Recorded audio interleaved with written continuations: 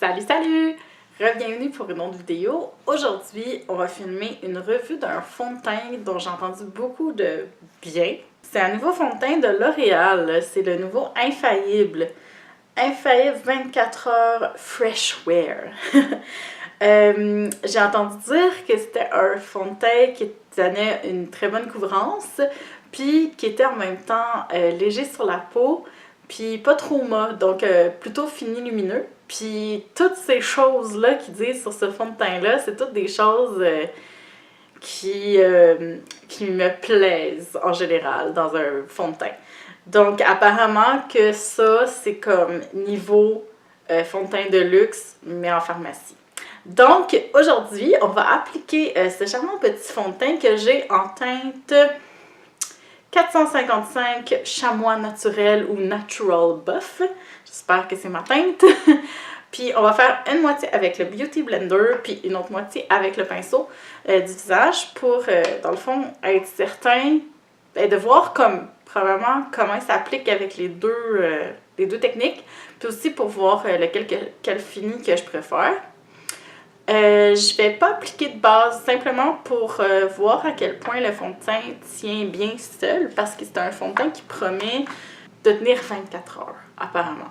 On va pas faire le test 24 heures, inquiétez-vous pas, mais on va faire un test comme il faut d'un certain nombre d'heures. Donc, quand j'applique ce fond de teint, en ce moment, il est 14h42. Donc, on va commencer tout de suite avec la partie Beauty Blender. Ça vient dans une pompe. Donc, je vais mettre ça sur ma main. Ouh! OK. OK. C'est quand même assez liquide. Je vais juste vous montrer, là. Ah, c'est vraiment c'est liquide. C'est tout léger. Ouais, ça me semble un peu foncé.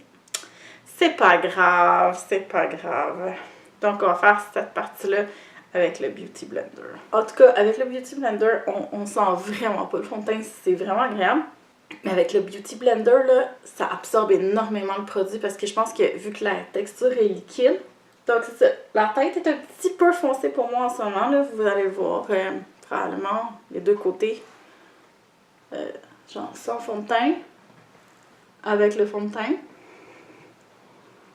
Donc, dites-vous qu'au Beauty Blender, si vous voulez utiliser cette technique-là, ça l'absorbe comme il faut, là, le produit. J'ai mis 2 grosses pompes, puis moi j'en mettrais peut-être même une 3e. En tout cas, on va voir. Fait que je vais faire 2 pompes de l'autre côté avec le pinceau, juste pour qu'on ait une bonne idée de à quel point ça l'absorbe, plus ou moins avec le pinceau. Il y a définitivement une odeur à ce fond de teint. Pour moi, c'est pas dérangeant. C'est rien comme le Huda Beauty, là. Mais si vous êtes sensible aux odeurs, je vous le dis tout de suite, ça sent. Ça sent le savon, genre. Une odeur de propre, là. Ça fait que c'est pas une odeur agressante, je trouve. J'ai même pas mis toute la quantité, là. Regardez, il m'en reste sur ma main, là. Puis, je trouve que déjà, c'est la même couvrance que de l'autre côté. Donc, à peu près... Donc, je vous dirais, vous utilisez moitié moins de produit quand vous utilisez ça. Je me demande si je préfère pas le fini au Beauty Blender.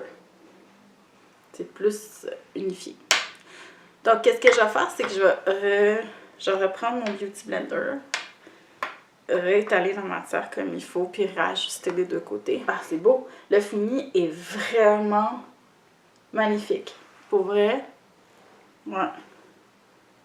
Le fini vraiment comme j'aime, fausse peau, là, comme je vous dis, là. Genre, bien couvrant, il couvre juste assez mes rougeurs. J'ai des petites rougeurs aussi, on va s'en prendre, là. Ouh! Oh, je sais pas si vous allez voir, mais il s'oxyde. Ouais, il s'oxyde. OK. Donc, conseil, si vous voulez prendre ce fond de teint, faites pas comme moi et prenez une teinte plus pâle. Parce que il s'oxyde, ce fond de teint.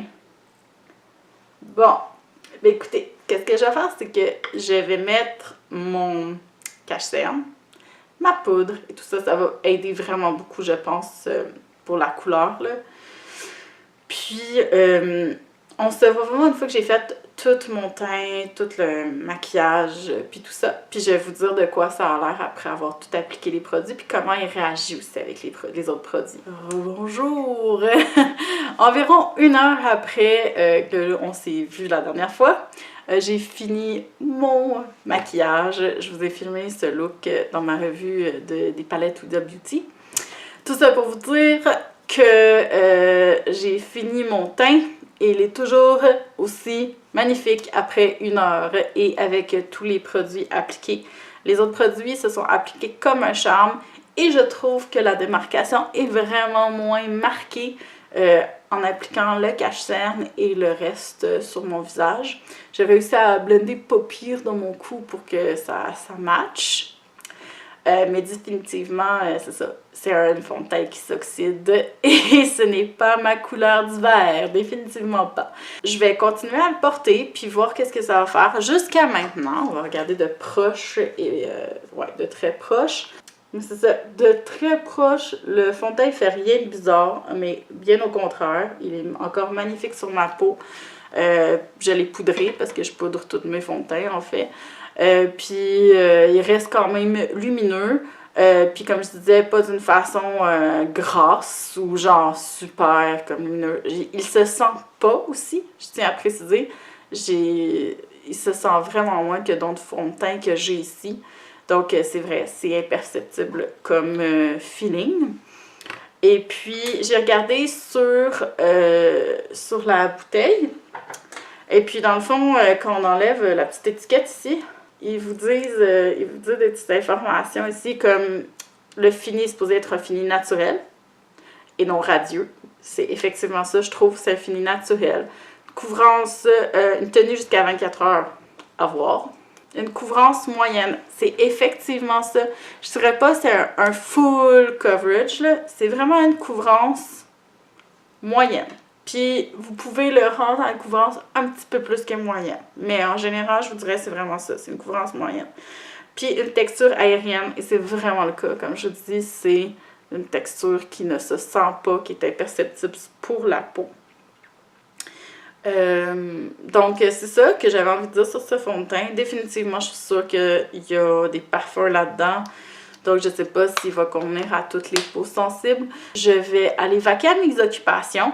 Je suis supposée sortir vers 7 heures ce soir, là, aux alentours de ça, genre partir de chez moi.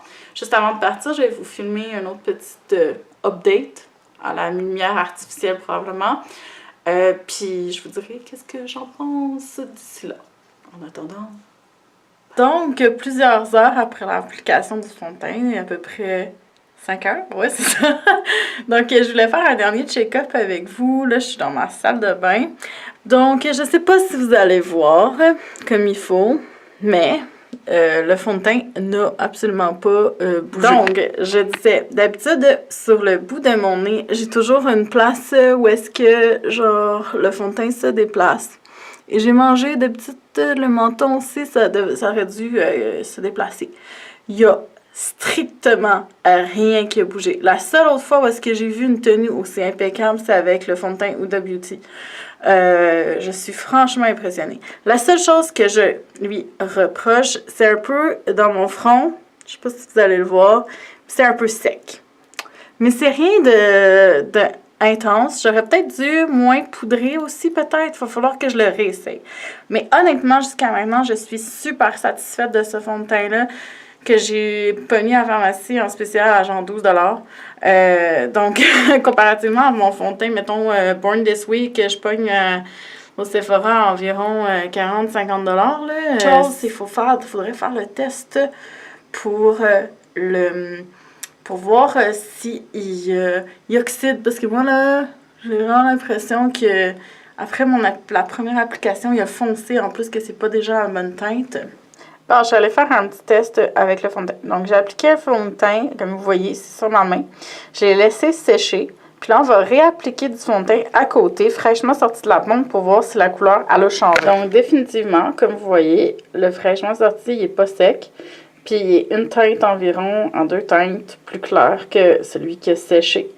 Donc, c'est pas moi qui est folle. Le fond de teint s'oxyde pour de vrai. Prenez en compte que je me suis renseignée et effectivement, il y a un peu de parfum dans dans le fond de teint, puis un SPF de 25. Donc, si vous êtes sensible au SPF, ça se peut que vous n'aimiez pas ce fond de teint. Juste gardez ça en tête. Donc, c'est ça. C'est ma petite review. J'ai continué à l'essayer, mais honnêtement, je suis franchement impressionnée.